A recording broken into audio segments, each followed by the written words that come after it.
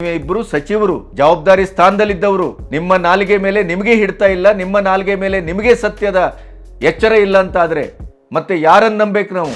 ಖಾಸಗಿ ವಾಹಿನಿಯಲ್ಲಿ ಬಿಡುಗಡೆಯಾದಂಥ FSL report ಒಂದು ಬಂಧಿಸುವ ಕಾರ್ಯಾಚರಣೆಯ ನಿರ್ಣಾಯಕ ಹಂತಕ್ಕೆ ಸರ್ಕಾರವನ್ನು, ಮುಖ್ಯಮಂತ್ರಿಗಳನ್ನು, ಗೃಹ ಸಚಿವರನ್ನು ತಂದು ನಿಲ್ಲಿಸ್ತದೆ ಅಂತಾದರೆ ನಿಮ್ಮಲ್ಲಿ ಬಂದ ರಿಪೋರ್ಟು ಅದನ್ನೇ ಹೇಳ್ತಾ ಇತ್ತು ಅನ್ನೋದನ್ನು ಬೇರೆ ಹೇಳಬೇಕಾಗಿಲ್ಲ ಮಿಸ್ಟರ್ ಖರ್ಗೆ.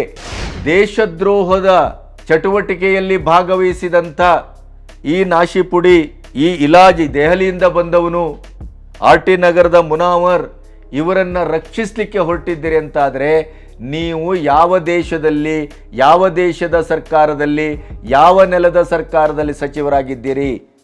ಕರ್ನಾಟಕದ ಮಾನ ಮರ್ಯಾದೆಯನ್ನು, ಇಮೇಜನ್ನು ಡ್ಯಾಮೇಜ್ ಮಾಡಲಿಕ್ಕೆ ಹೊರಟಿದೆ BJP ಅಂತ ಅಂತಾರೆ DKಶಿ ಅವರು. ಯಾವ ಆಧಾರದಲ್ಲಿ ಹೇಳ್ತೀರಿ? ಡ್ಯಾಮೇಜ್ ಮಾಡಲಿಕ್ಕೆ ಹೊರಟವ್ರು ನೀವು ಇವತ್ತು FSL ರಿಪೋರ್ಟನ್ನು ಅಂಡಿನಡಿ ಹಾಕಿ ಕೂತ್ರೆ ನಾಳೆ ಬೆಳಗ್ಗೆ ಮಾಧ್ಯಮದವರು ಮಾಡಿಸ್ತಾರೆ, ಖಾಸಗಿ ವ್ಯಕ್ತಿಗಳು ಮಾಡಿಸ್ತಾರೆ, ಜನಪ್ರತಿನಿಧಿಗಳು ಮಾಡಿಸ್ತಾರೆ, ಜನರೇ ಮಾಡಿಸ್ತಾರೆ.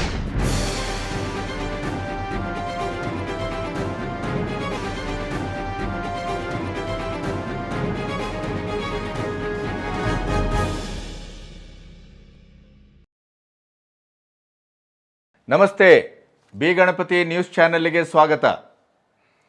ಇವತ್ತು ಅಂದರೆ ನಿನ್ನೆ ಸಂವಾದ ಚಾನೆಲ್ನವರು ಖಾಸಗಿಯಾಗಿ FSL ರಿಪೋರ್ಟನ್ನು ತರಿಸ್ಕೊಂಡ್ರು.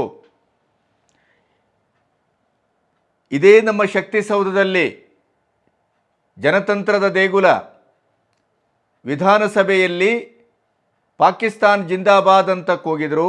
ನಾಸಿರ್ ಹುಸೇನ್ ಅವರು ರಾಜ್ಯಸಭೆಗೆ ಆಯ್ಕೆಯಾದಂಥ ಸಂಭ್ರಮಾಚರಣೆಯಲ್ಲಿ 25 ಜನರಿಗೆ ಅಲ್ಲಿ ಒಳಪ್ರವೇಶಕ್ಕೆ ಅವರ ಅಭಿಮಾನಿಗಳಿಗೆ ಅವಕಾಶ ಇದ್ದರೂ ಕೂಡ 100ಕ್ಕೂ ಹೆಚ್ಚು ಜನ ಅಲ್ಲಿ ಸೇರಿದರು. 75ಕ್ಕೂ ಹೆಚ್ಚು ಜನ ಎಕ್ಸ್ಟ್ರಾ ಅಲ್ಲಿ ಬಂದಿದ್ದರು. ಅವ್ರಿಗೆ ಅನುಮತಿ ಇತ್ತೇ ಇಲ್ಲವೇ ಅನ್ನುವ ಪ್ರಶ್ನೆ ಕೂಡ ಈಗ ಕಾಡ್ತಾ ಇದೆ.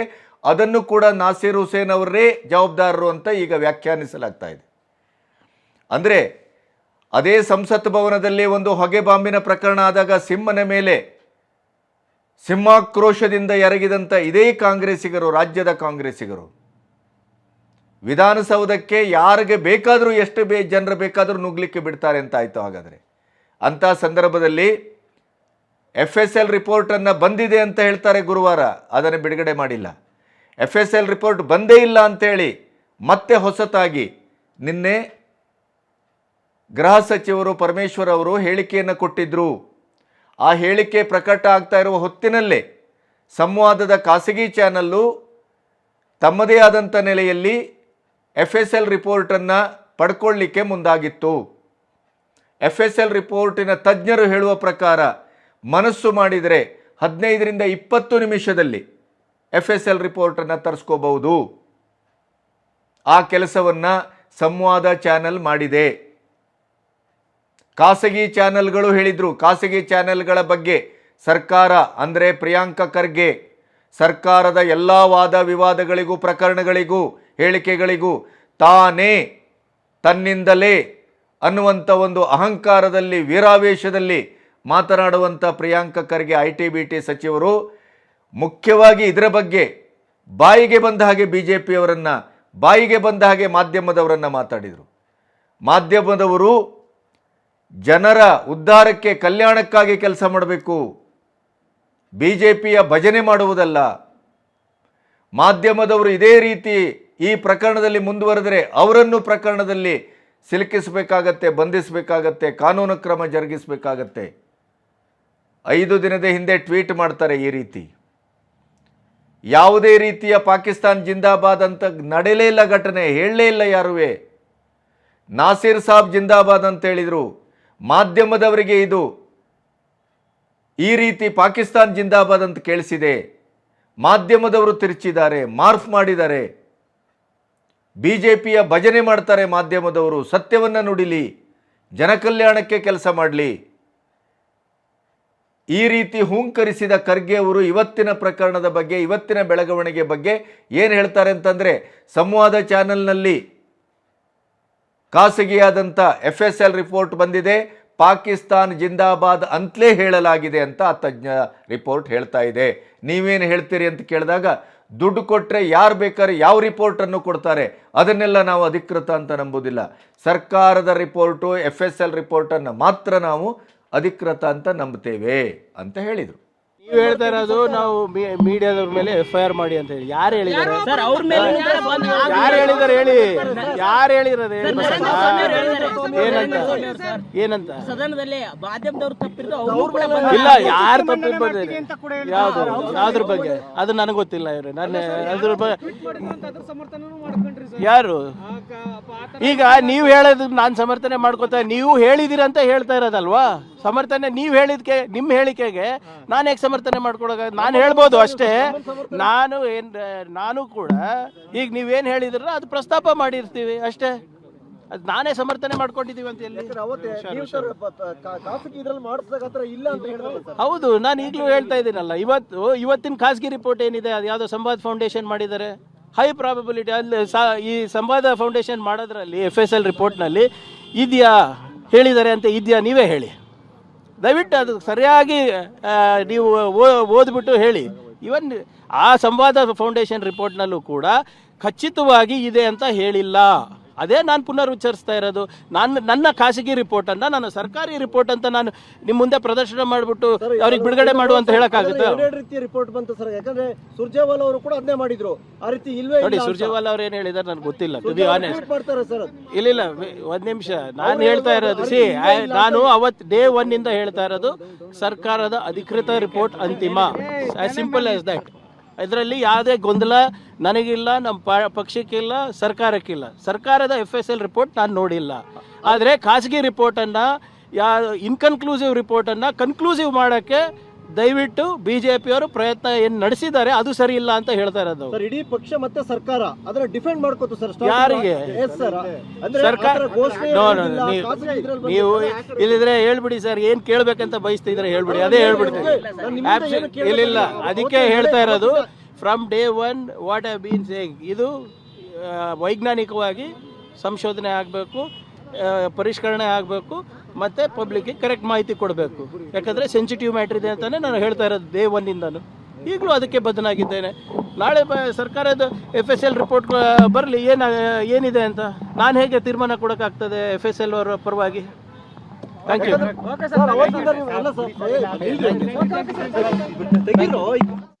ಆಯಿತು.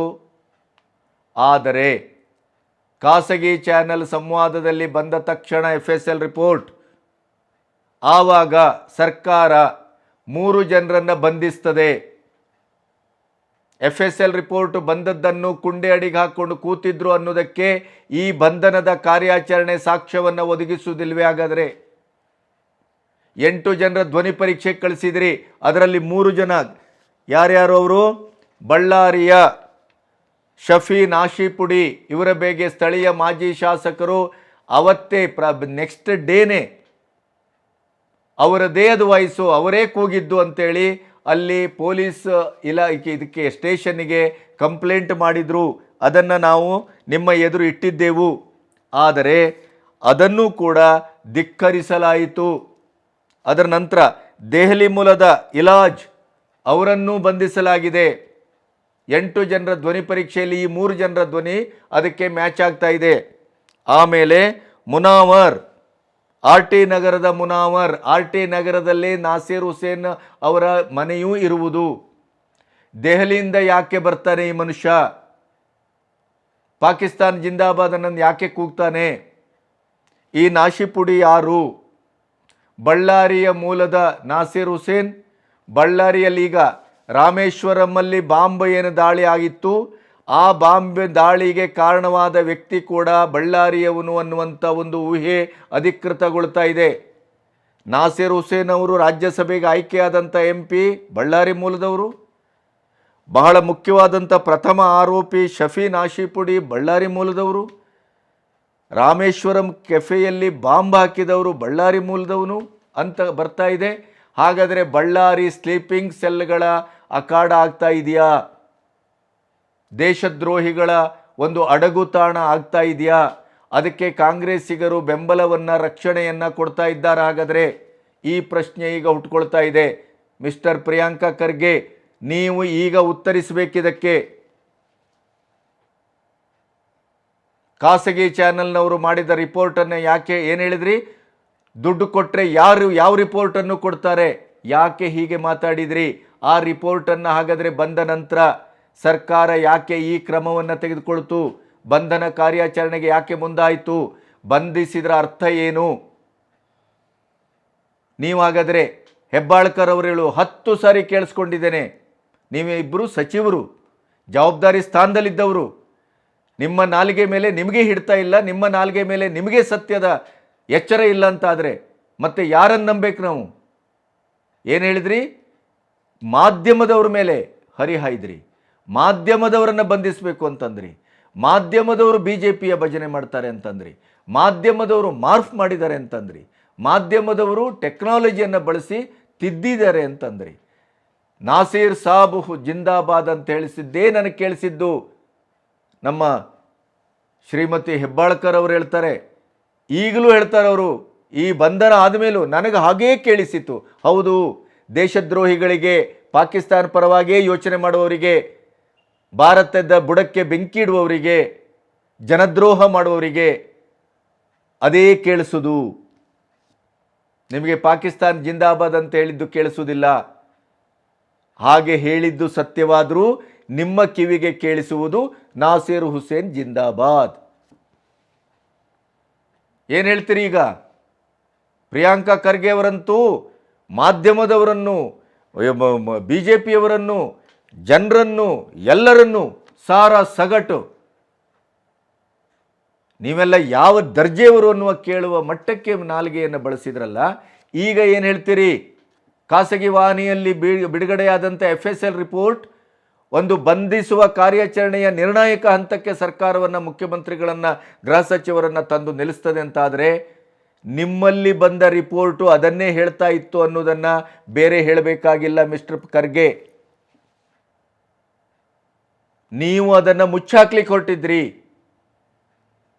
ನೀವು ದೇಶದ್ರೋಹದ ಈ ಚಟುವಟಿಕೆಯನ್ನು ಕೂಡ ಕಾಂಗ್ರೆಸ್ಸಿನ ವೋಟ್ ಬ್ಯಾಂಕ್ ರಾಜಕಾರಣ, ತುಷ್ಟೀಕರಣದ ರಾಜಕಾರಣದ ನೆಲೆಯಲ್ಲಿ 24ರ ಚುನಾವಣೆಯನ್ನು ದೃಷ್ಟಿಯಲ್ಲಿಟ್ಟುಕೊಂಡಂಥ ನೆಲೆಯಲ್ಲಿ ನೀವು ಅದನ್ನು ಮುಚ್ಚಿ ಹಾಕಲಿಕ್ಕೆ ಹೊರಟಿದ್ರಿ. ಆವಾಗೇನಾಯಿತು? ಖಾಸಗಿ ಚಾನೆಲ್ನ ಈ FSL ರಿಪೋರ್ಟ್ ಹೊರಗೆ ಬಿದ್ದ ತಕ್ಷಣ ಸರ್ಕಾರ ಬಂಧಿಸಲಿಕ್ಕೆ ಯಾಕೆ ಮುಂದಾಯಿತು?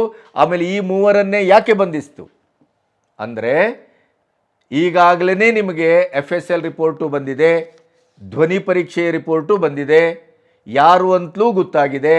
ಅದಕ್ಕಾಗಿ ನೀವು ಗುರುವಾರ ರಿಪೋರ್ಟ್ ಬಂದ ತಕ್ಷಣ ಪರಮೇಶ್ವರ ಮನೆಗೆ ನಾಸೀರ್ ಹುಸೇನ್ನರನ್ನ ಕರೆಸ್ಕೊಳ್ಳಾಯಿತು. ಎದ್ನೋ ಬಿದ್ನೋ ಅಂತ ಓಡಿ ಹೋದರು ಮಾಧ್ಯಮದವರನ್ನು ತಲೆ ತಪ್ಪಿಸಿಕೊಂಡು. ಈಗ ಅದರ ಅಸಲೀತನ ಗೊತ್ತಾಗ್ತಾ ಇದೆ.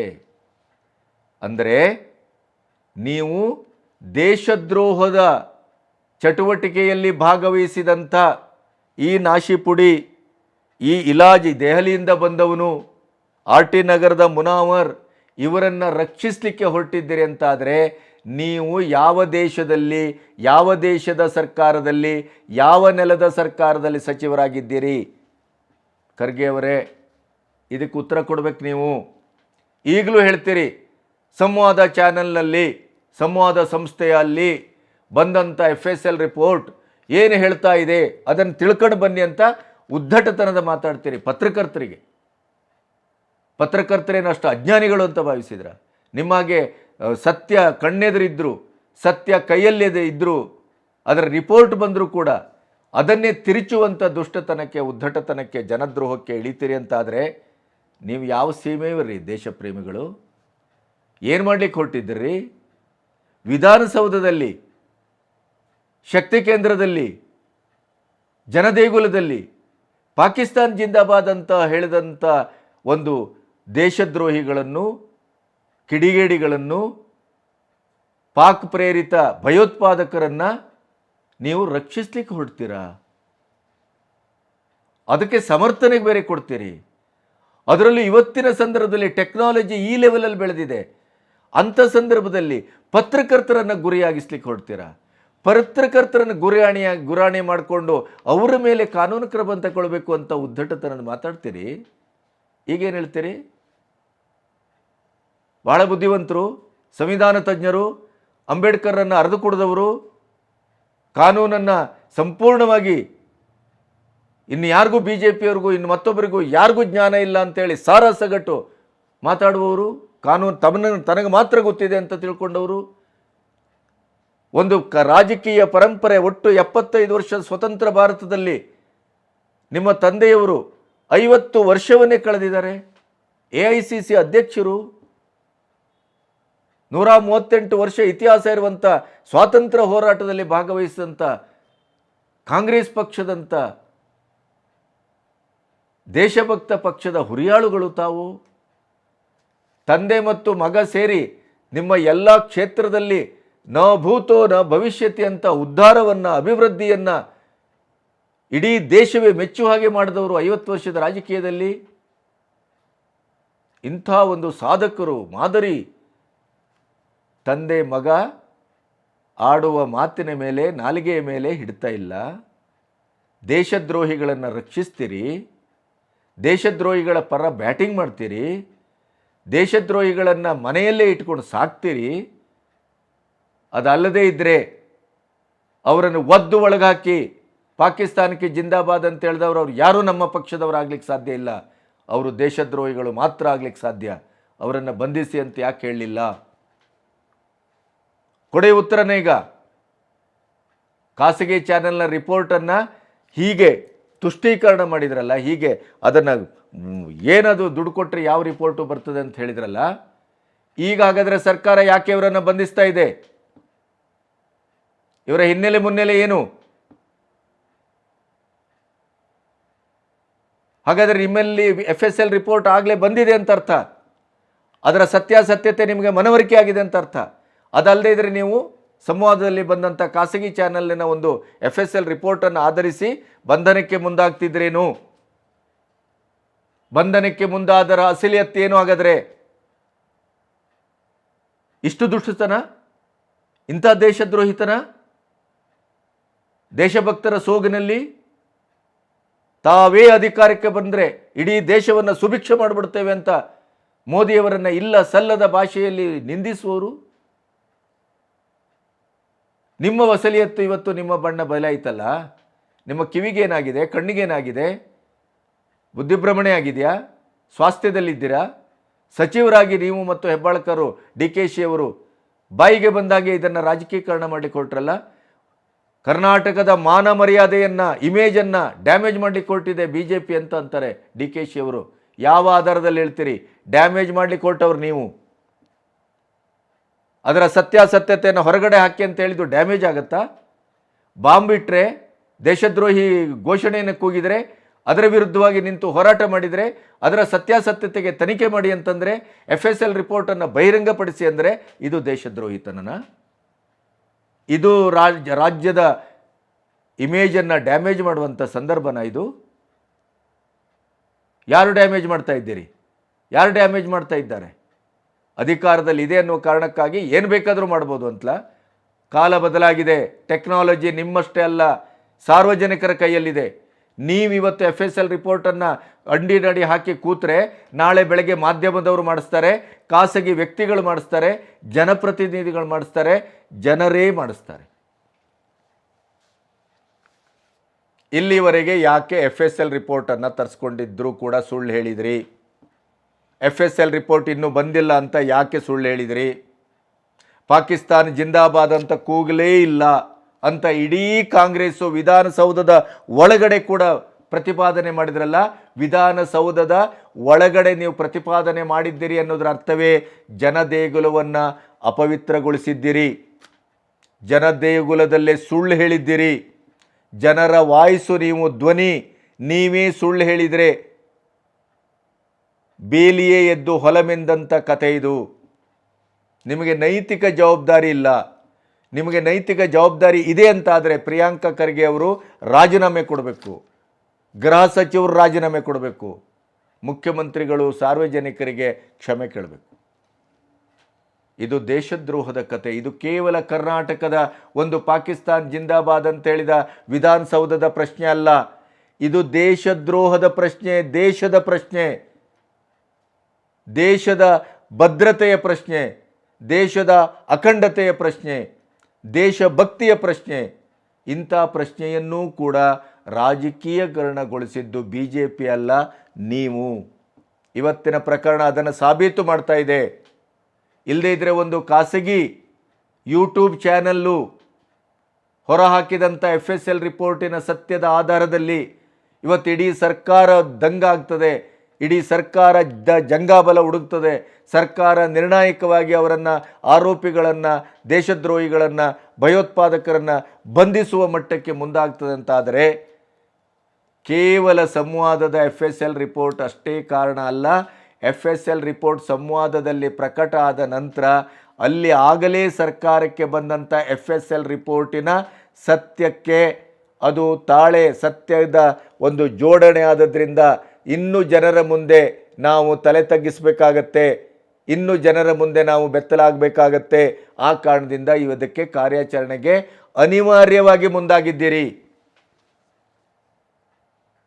ಇನ್ನು ಮುಂದೂ ಕೂಡ ನಿಮ್ಮ ಆಟ ಮುಂದುವರಿತದೆ. ಅವರಿಗೆ ಮೇಲೆ ನೀವು ಹಾಕಬೇಕಾದಂಥ ಕೇಸ್ ಹಾಕ್ತೀರೇನು? ಕೇವಲ 3 ಜನರನ್ನು ಬಂಧಿಸಿದ್ದೇವೆ ಅನ್ನುವ ನಾಟಕ ಮಾಡ್ತೀರಾ, ಅಥವಾ ಸೆಕ್ಷನ್ 124A ಅಡಿಯಲ್ಲಿ ದೇಶದ್ರೋಹದ ಪ್ರಕರಣವನ್ನು ದಾಖಲಿಸ್ತೀರಾ? ಇದು ಪ್ರಶ್ನೆ. ಈಗ ಮುಂದೆ ನೀವು ಏನು ಮಾಡ್ತೀರಿ? ಹಾಗಾದರೆ ರಾಜ್ಯಸಭಾ ಸದಸ್ಯರಾದಂಥ ನಾಸೀರ್ ಹುಸೇನ್ ಅವರನ್ನು ಏನು ಮಾಡ್ತೀರಿ? ನಾಸೀರ್ ಹುಸೇನ್ ಅವರನ್ನು ಕೂಡ ಇದೇ ಪ್ರಕರಣದ ಅಡಿಯಲ್ಲಿ ಅವರನ್ನು ದಾಖಲಿಸಬೇಕು, ಅವರನ್ನು ಆರೋಪಿಯಾಗಿಸಬೇಕು, ಅವರನ್ನು ವಿಚಾರಣೆಗೊಳಿಸಬೇಕು. ಸಾಧ್ಯವಾದರೆ ಅವರ ಈ ವಿಚಾರಣೆಯ ಪ್ರತಿಫಲವಾಗಿ ಅವರ ರಾಜ್ಯಸಭೆಯ ಈ ಆರಿಸಿ ಹೋದಂಥ ಸ್ಥಾನವನ್ನು ಕೂಡ ಬರ್ಖಾಸ್ತುಗೊಳಿಸಬೇಕು. ಯಾಕೆಂತಂದರೆ ಅವರ ಹಿಂಬಾಲಕರು ಪಾಕಿಸ್ತಾನ್ ಜಿಂದಾಬಾದ್ ಅಂತ ಹೇಳಿದ್ದನ್ನು ಕೂಡ, ಇಲ್ಲ ನನಗೆ ಕೇಳಿಸಿಲ್ಲ, ನಾಸೀರ್ ಸಾಬ್ ಜಿಂದಾಬಾದ್ ಅಂತಂದರು, ಪಾಕಿಸ್ತಾನ್ ಜಿಂದಾಬಾದ್ ಅಂತ ಹೇಳಲೇ ಇಲ್ಲ. ಪುಟಗೋಸಿ ಅವರ ಅಭಿಮಾನಿಗಳು, ಅವರ ಹಿಂಬಾಲಕರು ಮಾಧ್ಯಮದ ಎದುರು ಅಲ್ಲಿ ಏನೂ ನಡೆದೇ ಇಲ್ಲ, ನಮಗದು ಕೇಳಿಸೇ ಇಲ್ಲ, ಈ ಥರ ಎಲ್ಲ ಉತ್ತರ ಕೊಟ್ಟು ಬಚಾವಾಗಲಿಕ್ಕೆ ಮುಂದಾದ್ರಲ್ಲ. ಇವರ ರಕ್ಷಕರು ಯಾರು? ಇವರ ನೇತಾರರು ಯಾರು? ಇವರ ಹಿಂಬಾಲಕರು ಯಾರು? ಈ ಹಿಂಬಾಲಕರಂತ ಕರೆಸಿಕೊಳ್ಳುವಂಥ ನಾಯಕ ಯಾರು? ನಾಸೀರ್ ಹುಸೇನ್, ರಾಜ್ಯಸಭಾ ಸದಸ್ಯರು. ಅಂದರೆ ದೇಶದ್ರೋಹಿಗಳನ್ನು ಹಿಂಬಾಲಕರಾಗಿ ಇಟ್ಕೊಂಡು, ದೇಶದ್ರೋಹಿಗಳನ್ನು ರಕ್ಷಕರನ್ನಾಗಿ ಇಟ್ಕೊಂಡು, ದೇಶದ್ರೋಹಿಗಳನ್ನು ಸಾಕ್ತಾ ಇರುವಂಥ ಒಬ್ಬ ನಾಯಕ ಇವತ್ತು ರಾಜ್ಯಸಭಾ ಸದಸ್ಯ. ಇದು ಪ್ರಶ್ನೆ. ಈಗ ಇವರ ಮೇಲೆ ಈಗ ದೇಶದ್ರೋಹದ ಪ್ರಕರಣ ಹಾಕಬೇಕು, 124A ಅವರನ್ನು ಕಟಕಟೆಯಲ್ಲಿ ನಿಲ್ಲಿಸಬೇಕು. ಅವರೂ ಕೂಡ ದೇಶದ್ರೋಹಿ ಚಟುವಟಿಕೆಯ ಮುಖ್ಯವಾದ ಭಾಗ. ಏನು ಹೇಳ್ತೀರಿ ಪ್ರಿಯಾಂಕ ಖರ್ಗೆ ಅವರೇ ಇದಕ್ಕೆ? ನೀವು ದೇಶದ್ರೋಹಿಗಳ ಪರವಾಗಿ ಬ್ಯಾಟ್ ಮಾಡಿದ್ರಲ್ಲ, ನೀವು ದೇಶದ್ರೋಹಿ ಚಟುವಟಿಕೆ ನಡೆದೇ ಇಲ್ಲ ಅಂತ ಸುಳ್ಳು ಹೇಳಿದ್ರಲ್ಲ, ನಿಮ್ಮನ್ನೇನು ಮಾಡಬೇಕೀಗ? ಪ್ರಿಯಾಂಕ ಖರ್ಗೆ ಮತ್ತು ಹೆಬ್ಬಾಳ್ಕರ್ DCM ಶಿವಕುಮಾರ್ರ ಮೇಲೂ ಕೂಡ ಕೇಸ್ ದಾಖಲಿಸಬೇಕು. ಯಾಕೆಂತಂದರೆ ಇದನ್ನು ಸಮರ್ಥನೆ ಮಾಡಿದ್ರಲ್ಲ, ಅಂಥ ಘಟನೆ ನಡೆದೇ ಇಲ್ಲ ಅಂತ ಹೇಳಿದ್ರಲ್ಲ, ದುಡ್ಡು ಕೊಟ್ಟರೆ ಯಾರು ಬೇಕಾದ್ರೆ FSL ರಿಪೋರ್ಟ್ ಕೊಡ್ತಾರೆ ಅಂತ ಹೇಳಿದ್ರಲ್ಲ. ಇದು ಕಾನೂನಿನ ಪ್ರಕಾರ ಅಪರಾಧ ಅಲ್ವೇ? ಇದು ದೇಶದ್ರೋಹಿ ಚಟುವಟಿಕೆ ಅಲ್ವೇ? ದೇಶದ್ರೋಹಿಗಳನ್ನು ಗೊತ್ತಿದ್ದು ನೀವು ರಕ್ಷಿಸ್ತೀರಿ ಅಂತಾದರೆ, ರಕ್ಷಣಾ ಕೋಟೆಯನ್ನು ಕಟ್ತೀರಿ ಅಂತಾದರೆ, ನಿಮ್ಮ ಅಧಿಕಾರ ದಂಡವನ್ನು ಬಳಸ್ತೀರಿ ಅಂತಾದರೆ ಅದು ದೇಶದ್ರೋಹದ ಪರಮ ನೀಚತನದ ಕೆಲಸ ಅಂತಲೂ ಭಾವಿಸಬೇಕು. ಕೇವಲ ಭಾವನಾತ್ಮಕ ಅಲ್ಲ, ಕಾನೂನಾತ್ಮಕವಾಗಿ ಕೂಡ. ಸಂವಿಧಾನ ಅಂತಿರಲ್ಲ, ಸಂವಿಧಾನ ದೇಶದ್ರೋಹಿಗಳಿಗೆ ರಕ್ಷಣೆ ಕೂಡ ಹೇಳ್ತಾ ಇದೆಯಾ? ಅಂಬೇಡ್ಕರ್ ಹಾಗೇನಾದರೂ ಹೇಳಿದಾರ? ತೋರಿಸಿ ಇದ್ದರೆ. ಉದ್ದಟತನಕ್ಕೂ ದೇಶದ್ರೋಹಕ್ಕೂ ಮಾಧ್ಯಮದ ಮೇಲೆ ಹರಿಹಾಯುವುದಕ್ಕೂ ಒಂದು ಮಿತಿ ಇದೆ. ಇದೇ ನಾಸೀರ್ ಹುಸೇನ್ ಏನು ಹೇಳಿದ್ರು ಅವತ್ತು? ಅವರು ಒದ್ದೋಡಿಸಿರಿ, ಅವರನ್ನು ಹೊರಗಡೆ ಅಟ್ರಿ, ಅವರನ್ನು ನಿಮ್ಮ ಜಾಹೀರಿನ ಥರ, ಮನೆ ಆಳಿನ ಥರ ವರ್ತಿಸಲಿಕ್ಕೆ ಹೊರಟ್ರಲ್ಲ ಅವತ್ತು. ಕಚಡತನದಿಂದ ರಾಜ್ಯಸಭಾ ಸದಸ್ಯರ ನೀವು ಮಾನಮರ್ಯಾದೆ ಇದೆಯಾ? ನಿಮಗೆ ವ್ಯಕ್ತಿತ್ವ ಇದೆಯಾ? ಈ ದೇಶದ ಇಡೀಯಾದಂಥ ಒಂದು ಸಾಂಸ್ಕೃತಿಕ ಹರಿವು ಏನನ್ನು ಸೂಚಿಸ್ತದೆ? ವಿದ್ಯೆ ವಿನಯೇನ ಶೋಭಿತೆ ಅಂತದೆ. ವಿನಯ ಇದೆಯಾ ನಿಮಗೆ? ಆ ಸಂಸ್ಕೃತಿ ಎಲ್ಲಿದೆ? ದೇಶದ್ರೋಹಿಗಳೊಟ್ಟಿಗೆ ಗುರುತಿಸ್ಕೊಳ್ಳುವವರಿಗೆ, ದೇಶದ್ರೋಹಿಗಳನ್ನು ಸಾಕುವವರಿಗೆ.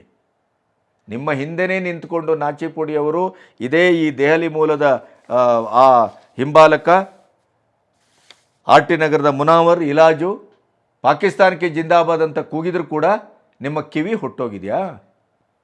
ಕಿವಿ ಕೆಲಸ ಮಾಡ್ತಾ ಇರಲಿಲ್ವಾ? ಇವತ್ತೇನು ಹೇಳ್ತೀರಿ? ಇಂಥ ಅನುಭವಿ ರಾಜಕಾರಣಿ, 2ನೇ ಬಾರಿ ಮುಖ್ಯಮಂತ್ರಿ ಆದಂಥ ಸಿದ್ದರಾಮಯ್ಯನವರು ಈ ಪ್ರಕರಣದ ಬಗ್ಗೆ ಜವಾಬ್ದಾರಿಯುತವಾದ ಹೇಳಿಕೆಯನ್ನು ಕೊಡ್ತಾ ಇದ್ದರೂ ಕೂಡ FSL ರಿಪೋರ್ಟ್ ಬಂದ ಮೇಲೂ ಕೂಡ 25 ಜನರಿಗೆ ಅನುಮತಿ ಹೇಗೆ ಕೊಟ್ರಿ ಅಂತ ಗರಂ ಆದರೆ ಹೊರತು ಆ 75 ಜನ ಒಂದು ಮತ್ತೆ ಎಕ್ಸ್ಟ್ರಾ ಬಂದಿದ್ರಲ್ಲ ಅವ್ರ ಬಗ್ಗೂ ಮಾತಾಡಿಲ್ಲ ನೀವು. ಪಾಕಿಸ್ತಾನ್ ಜಿಂದಾಬಾದ್ ಅಂತ ಹೇಳಿದ್ದು ಸತ್ಯ ಅಂತ FSL ರಿಪೋರ್ಟ್ ಬಂದು ನಿಮಗೇನೆ ಅದು ಖಾತ್ರಿ ಆದರೂ ಕೂಡ ಅದನ್ನು ಮುಚ್ಚಿಡುವ ಪ್ರಯತ್ನ ಮುಖ್ಯಮಂತ್ರಿಗಳಿಂದಲೂ ಆಯ್ತಾ? ಹಾಗಾದರೆ ಇವೆಲ್ಲ ಪ್ರಶ್ನೆಗಳು ಕಾಡ್ತಾ ಇದೆ, ನೂರಾರು ಪ್ರಶ್ನೆಗಳು ಕಾಡ್ತಾ ಇದೆ, ಸಾವಿರಾರು ಅನುಮಾನಗಳು ಕಾಡ್ತಾ ಇದೆ. ಕಂಡಲ್ಲಿ ಬಾಂಬು ಬೀಳ್ತಾ ಇದೆ, ಕಂಡಲ್ಲಿ ಪಾಕಿಸ್ತಾನಕ್ಕೆ ಜಿಂದಾಬಾದ್ ಅಂತ ಹೇಳ್ತಾ ಇದ್ದಾರೆ. ಅದರ ಮಧ್ಯೆ ಇದು ಅಲ್ಪಸಂಖ್ಯಾತರ ಓಲೈಕೆಯ ಸರ್ಕಾರ ಅಂತ BJP ಹೇಳಬೇಕಾಗಿಲ್ಲ, ಜನ ಹೇಳ್ತಾ ಇದ್ದಾರೆ. ತಾವೇ ಘೋಷಿಸಿಕೊಂಡಿದ್ದೀರಿ ಇದು ನಿಮ್ಮಿಂದ ಆರಿಸಿ ಬಂದಿದ್ದೇವೆ, ನಿಮ್ಮದೇ ಸರ್ಕಾರ, ಅದಕ್ಕೆ ಇದು ಹುಂಕಾರ, ಈ ದುಷ್ಟತನ, ದೇಶದ್ರೋಹಿ ಚಟುವಟಿಕೆಗಳನ್ನು ವಿಧಾನಸೌಧದಲ್ಲಿ ಮಾಡುವಂಥ ದಾಷ್ಟ್ಯ, ಅದನ್ನು ರಕ್ಷಿಸ್ತೀರಿ. ಹಾಗಾದರೆ ನೀವು ಯಾರು ಅನ್ನೋದು ಪ್ರಶ್ನೆ. ಈಗ ದೇಶದ್ರೋಹಿಗಳ, ದೇಶಪ್ರೇಮಿಗಳ, ಇದನ್ನೀಗ ನೀವು ಹೇಳಬೇಕಾಗಿದೆ ಜನರ ಎದುರು. ಜನ ಭಾವಿಸಿ ಆಗಿದೆ, ಅದು ಪ್ರಶ್ನೆ ಬೇರೆ. ಮಾತಿಗೆ ಪತ್ರಕರ್ತರ ಮೇಲೆ ದಾಳಿ, ಮಾತಿಗೆ ಪತ್ರಕರ್ತರೇ ಇದನ್ನು BJPಯ ವಕ್ತಾರರಿಕೆಯನ್ನು ಮಾಡ್ತಾ ಇದ್ದಾರೆ ಅನ್ನುವಂಥ ಆರೋಪ, ಪತ್ರಕರ್ತರನ್ನೇ ಉದ್ದಟತನಕ್ಕೆ ಮುಂದಾಗಿದ್ದಾರೆ ಅನ್ನುವಂಥ ದಾಷ್ಟ್ಯದ ಹೇಳಿಕೆ, ಮಾತಿಗೆ ಇದನ್ನು ಸಮರ್ಥಿಸುವಿಕೆ. ನಿಮಗೇನು ಗೊತ್ತಿದೆ ರೀ, ನಾವು ವೈಜ್ಞಾನಿಕವಾದಂಥ ಹಲವಾರು ಪರಿಶೀಲನೆಯನ್ನು ಮಾಡಿಕೊಂಡೇ ಮಾತಾಡ್ತಾ ಇದ್ದೇವೆ ಅನ್ನುವಂಥ ಹುಂಬುತನ ಈ ಖರ್ಗೆ ಅವ್ರದ್ದು. ಪ್ರಿಯಾಂಕಾ ಖರ್ಗೆಯನ್ನೇ ಟಾರ್ಗೆಟ್ ಮಾಡಿ ಯಾಕೆ ಮಾತಾಡ್ತೇವೆ ಮಾಧ್ಯಮ ಅಂತಂದರೆ, ಈ ಪ್ರಕರಣಕ್ಕೆ ಅತಿ ಹೆಚ್ಚು ಅಪ್ರಬುದ್ಧತನದಿಂದ, ದೇಶದ್ರೋಹಿತನದಿಂದ, ತುಷ್ಟೀಕರಣದ ರಾಜಕಾರಣದ ಮಾನದಂಡವನ್ನು ಬಳಸಿ ಸತ್ಯದ ತಲೆಗೆ ಹೊಡೆದ ಹಾಗೆ ದರ್ಪ ದುರಹಂಕಾರದಿಂದ ಮಾತಾಡದಿದ್ದರೆ ಅದು ಪ್ರಿಯಾಂಕಾ ಖರ್ಗೆ. ಹಾಗಾಗಿ ಪ್ರತಿ ಮಾಧ್ಯಮಗಳು ಕೇಳ್ತಾ ಇದೆ, ಪ್ರಿಯಾಂಕಾ ಖರ್ಗೆ ಅವರೇ ಇದಕ್ಕೇನು ಉತ್ತರ ಕೊಡ್ತೀರಿ, ಈಗೇನು ಹೇಳ್ತೀರಿ? ಈಗಲೂ ಕೂಡ ಸಂವಾದದಲ್ಲಿ ಬಂದಂಥ FSL ರಿಪೋರ್ಟ್ ಏನು ಸತ್ಯ ನುಡಿದಿದೆಯಾ? ಕೇಳ್ಕೊಂಬನ್ನಿ. ಎಲ್ಲೋ ಕೇಳಬೇಕು? ನಿಮ್ಮ ಮನೆ ಬಂದು ಕೇಳಬೇಕಾ? ಅಷ್ಟು ಸ್ಪಷ್ಟವಾಗಿ ಹಾಕಿದ್ದಾರೆ ಅವರು. ಹಾಡೇ ಹಗಲು ದರೋಡೆ ಮಾಡ್ತಾ ಇದ್ದಾರೆ, ಹಾಡೇ ಹಗಲು ಬಾಂಬೆ ಎಸೆತಾ ಇದ್ದಾರೆ, ಹಾಡೇ ಹಗಲು ಶಕ್ತಿ ಕೇಂದ್ರದಲ್ಲಿ ಪಾಕಿಸ್ತಾನಕ್ಕೆ ಜಿಂದಾಬಾದ್ ಅಂತಾರೆ. ಇಡೀ ಮಾಧ್ಯಮದಲ್ಲಿ ಅದು ಅಷ್ಟು ಸ್ಪಷ್ಟವಾಗಿ ಗೋಚರಿಸಿದೆ. FSL ರಿಪೋರ್ಟ್ ಕೂಡ ಅದನ್ನು ಸಾಕ್ಷೀಕರಿಸಿದೆ. ಇಷ್ಟಾಗಿಯೂ ಬಂಧನ ಆದ ಮೇಲೂ ಕೂಡ ಪ್ರಿಯಾಂಕಾ ಖರ್ಗೆ ಅವರ ಉದ್ದಟತನ ಮತ್ತು ಸಮರ್ಥನೆ ಹಿಂದೆ ಹಿಟ್ಟು ಹಾಕಿಲ್ಲ. ಮತ್ತು ತಾನು ಸಮರ್ಥಿಸುವ ಬೇರೆ ಬೇರೆ ವಿಧಾನಗಳನ್ನು ಹುಡುಕ್ತಾ ಇದ್ದಾರೆ. ಮತ್ತು ಪತ್ರಕರ್ತರಿಗೆ ನಿಮಗೇನು ಬೇಕು ಹೇಳಿ ಅದನ್ನೇ ಕೊಟ್ಬಿಡ್ತಾನೆ, ನಮ್ಮ ಮಾತು ಕೇಳುವುದಿಲ್ಲ, ನೀವು ಸರಿಯಾಗಿ ಒಂದು ಅರ್ಥ ಮಾಡ್ಕೊಳ್ಳೋದಿಲ್ಲ, ನೋಡುವುದಿಲ್ಲ. ಅಡಿಗೆ ಬಿದ್ದರೂ ಮೀಸೆ ಮಣ್ಣಾಗಲಿಲ್ಲ ಅಂದರೆ ಬುದ್ಧಿಗೇಡಿತನ, ಬುದ್ಧಿ ಭ್ರಮಿತ, ತುಷ್ಟೀಕರಣದ ರಾಜಕಾರಣದ ಇಡೀ ಅಮಲು ಅಡರಿದೆ ಅವರಿಗೆ. ಆದ್ದರಿಂದ ಕಣ್ಣು ಮಂಜಾಗಿದೆ, ಏನೂ ಸತ್ಯ ಕಾಣುವುದಿಲ್ಲ ಅವರಿಗೆ. ಕಂಡ ಸತ್ಯವನ್ನೂ ಸಮರ್ಥಿಸುವಂಥ ದುಷ್ಟತನ. ಒಂದು ರೀತಿಯಲ್ಲಿ ಸತ್ಯ ಹೇಳಬೇಕು ಅಂದರೆ, ನಿಮ್ಮನ್ನು ನೀವು ಸಾರ್ವಜನಿಕರ ಎದುರು ಸಂಪೂರ್ಣವಾಗಿ ಬೆತ್ತಲುಗೊಳಿಸ್ಕೊಂಡಿದ್ದೀರಿ. ಇದೊಂದು ಸುವರ್ಣಾವಕಾಶ ಆಗಿತ್ತು ನಿಮಗೆ. ದೇಶದ್ರೋಹಿ ಚಟುವಟಿಕೆಗಳಲ್ಲಿ ತೊಡಗಿದವರನ್ನು ಹೆಡೆಮುರಿ ಕಟ್ಟಿ ನೀವೇ ಠಾಣೆಗೆ ಅಟ್ಟಬೇಕಿತ್ತವರನ್ನು, ಕೇಸು ಜಡಿಬೇಕಿತ್ತವರನ್ನು, ಕಠಿಣ ಶಿಕ್ಷೆಗೆ ಒಳಪಡಿಸಬೇಕಿತ್ತು. ಆವಾಗ ಜನ ನಿಮ್ಮನ್ನು ನಂಬ್ತಾ ಇದ್ರು. ಅದು ನೀವೇನು ಮಾಡಿದಿರಿ? ಆ ಅಸ್ತ್ರಶಸ್ತ್ರಗಳನ್ನೆಲ್ಲ BJPಯವರು ಕೊಟ್ಟು ನೀವು ಸುಳ್ಳಿನ ಸರ್ದಾರರಾದ್ರಿ, ದೇಶದ್ರೋಹಿಗಳನ್ನು ರಕ್ಷಿಸ್ಲಿಕ್ಕೆ ಮುಂದಾದ್ರಿ, ದೇಶದ್ರೋಹಿ ಚಟುವಟಿಕೆ ನಡೆದೇ ಇಲ್ಲ ಅನ್ನುವಂಥ ಮಹಾ ಸುಳ್ಳನ್ನು ಹೇಳುವ ಮೂಲಕ ಜನರೆದುರು ಇವತ್ತು ಮುಖೇಡಿಗಳಾದ್ರಿ. ಯಾವ ಮುಖವನ್ನು ಹಿಡ್ಕೊಂಡು ಮುಂದೋಗ್ತೀರಿ? ನಾಳೆ ಯಾವ ಮುಖದಲ್ಲಿ ಮತ್ತೆ ಮಾಧ್ಯಮವನ್ನು ಎದುರಿಸ್ತೀರಿ? ಮಾಧ್ಯಮದವರ ಪ್ರಶ್ನೆಗಳಿಗೆ ನಿಮಗೆ ಉತ್ತರಿಸಲಿಕ್ಕೆ ಯಾವುದಾದ್ರೂ ನೈತಿಕತೆ ಇದೆಯಾ? ನೈತಿಕ ಭ್ರಷ್ಟರು ನೀವು. ದೇಶಭ್ರಷ್ಟರೊಟ್ಟಿಗೆ, ದೇಶದ್ರೋಹಿಗಳೊಟ್ಟಿಗೆ ಕೈ ಜೋಡಿಸಿದವರಿಗೆ ಎಲ್ಲಿದೆ ನೈತಿಕತೆ? ನೀವು ನಿಜವಾಗಿ ನೈತಿಕತೆ ಇದ್ದರೆ ನಾಳೆ ರಾಜೀನಾಮೆ ಕೊಡಬೇಕು ನೀವು. ಅಂಥ ಒಂದು ಅಪರಾಧವನ್ನು ನೀವು ಮಾಡಿದ್ದೀರಿ.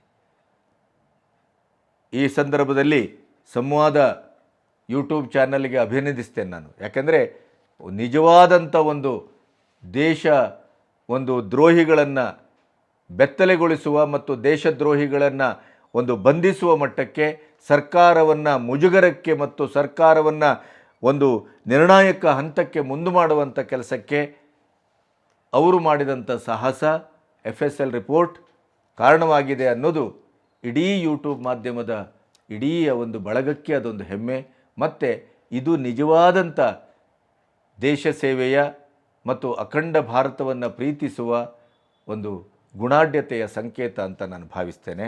ಇನ್ನು ಯಾವುದೇ ಕಾರಣಕ್ಕೂ ಕಾಂಗ್ರೆಸ್ ಸರ್ಕಾರವನ್ನು ಜನ ನಂಬುವ ಪರಿಸ್ಥಿತಿಯಲ್ಲೇ ಇಲ್ಲ. ನೀವು ದೇಶದ್ರೋಹಿಗಳನ್ನು ಯಾವಾಗ ರಕ್ಷಿಸ್ಲಿಕ್ಕೆ ಹೊರಟ್ರಿ, ನಿಮ್ಮ ಇಡೀ ತಂಡ, ಇಡೀ ಪಕ್ಷ ಅದು ಯಾರ ಪರವಾಗಿದೆ, ಎಂಥ ಕೆಲಸವನ್ನು ಮಾಡ್ತಾ ಇದೆ, ನಿಮಗೆ ಓಟ್ ಕೊಟ್ಟರೆ ಮುಂದೊಂದಿನ ಭಾರತವನ್ನು ಯಾವ ಲೆವೆಲ್ಗೆ ನೀವು ಕೊಂಡೊಯ್ದು ನಿಲ್ಲಿಸಬಹುದು ಅನ್ನೋದನ್ನು ಜನ ಸಂಪೂರ್ಣವಾಗಿ ತೀರ್ಮಾನಕ್ಕೆ ಬರುವಷ್ಟರ ಮಟ್ಟಿಗೆ ಈ ಪ್ರಕರಣ ಉಜ್ವಲವಾಗಿ ನಮ್ಮನ್ನೆಲ್ಲ ಎಚ್ಚರಿಸಿದೆ. ಈ ದೇಶದ್ರೋಹಿತನಕ್ಕೆ ತಕ್ಕ ಶಾಸ್ತಿ 24ರ ಚುನಾವಣೆಯಲ್ಲಿ ಖಂಡಿತ ಆಗತ್ತೆ. ಪ್ರಿಯಾಂಕ ಖರ್ಗೆ ಅವರೇ, ಇನ್ನಾದರೂ ನಿಮ್ಮ ಬುದ್ಧಿಯನ್ನು ಸ್ಥಿಮಿತದಲ್ಲಿಟ್ಕೊಳ್ಳಿ. ನಾಲಿಗೆಗೊಂದು ಸಂಸ್ಕೃತಿ ಇರಲಿ. ನೀವು ಯಾವುದೇ ರಾಜಕೀಯವನ್ನು ಮಾಡಿ, ಏನು ಬೇಕಾದರೂ ಮಾಡಿ, ಆದರೆ ಕೊನೆಗೂ ದೇಶದ ಭಕ್ತಿ, ದೇಶ ಸೇವೆ, ಅಖಂಡ ಭಾರತ, ನಮ್ಮ ದೇಶ ಅನ್ನುವಂಥ ಈ ಪ್ರಜ್ಞೆ ಮತ್ತು ಪ್ರವಾಹ, ನಮ್ಮ ಭಕ್ತಿ ಭಾವ ಅದಿದೆಯಲ್ಲ, ಅದನ್ನು ಮುಟ್ಲಿಕ್ಕೆ ಬರಬೇಡಿ, ಅದನ್ನು ಕುಲುಗೆಡಿಸೋ ಪ್ರಯತ್ನಕ್ಕೆ ಬರಬೇಡಿ. ಇನ್ನೂ ಜನ ನಿಮ್ಮನ್ನು ಕ್ಷಮಿಸಲಾರರು. ಆ ಮಟ್ಟಿಗೆ ಜನ ಎಚ್ಚರಗೊಂಡಾಗಿದೆ. ಮತ್ತು ಇವತ್ತಿನ ಮಾಧ್ಯಮಗಳ, ಇವತ್ತಿನ ಟೆಕ್ನಾಲಜಿಯ ಈ ಒಂದು ಕಾಲದಲ್ಲಿ ನೀವು ಯಾವುದನ್ನೂ ಮುಚ್ಚಿಟ್ಟುಕೊಂಡು ಯಾರನ್ನೂ ರಕ್ಷಿಸಲಿಕ್ಕೆ ಸಾಧ್ಯ ಇಲ್ಲ. ಸರ್ಕಾರಕ್ಕೂ ತಪರಾಕೆ ಹೊಡೆಯುವ, ಸರ್ಕಾರವನ್ನು ನೀವು ತಪ್ಪು ಮಾಡಿದರೆ ಆ ತಪ್ಪನ್ನು ಒಪ್ಪಿಕೊಂಡು ಈ ದಾರಿಗೆ ಬರತಕ್ಕದ್ದು ಅಂತ ಹೇಳುವಂಥ ಒಂದು ಸಾಧ್ಯತೆ ಮಾಧ್ಯಮಕ್ಕಿದೆ. ಮಾಧ್ಯಮ ಎಷ್ಟು ಪ್ರಬಲವಾಗಿದೆ, ಜಾಗೃತವಾಗಿದೆ ಮತ್ತು ಎಷ್ಟು ಸೂಕ್ಷ್ಮವಾಗಿದೆ ಅನ್ನೋದಕ್ಕೆ ಇವತ್ತಿನ ಪ್ರಕರಣ ಸಾಕ್ಷಿ. ಮತ್ತು ಸರ್ಕಾರ ಅದಕ್ಕೆ ಮಂಡಿಯೂರಿದ್ದು ಸಾಕ್ಷಿ. ಯಾವುದೇ ರೀತಿಯಲ್ಲೂ ಸರ್ಕಾರ ಯಾರನ್ನೂ ದೇಶದ್ರೋಹಿಗಳನ್ನು ರಕ್ಷಿಸಲಿಕ್ಕೆ ಹೊರಟ್ರೆ ನಾವು ಸುಮ್ಮನಿರುವುದಿಲ್ಲ. ಇದು ಮಾಧ್ಯಮದ ಎಚ್ಚರಿಕೆ, ನೆನಪಿಡಿ. ನಮಸ್ತೆ.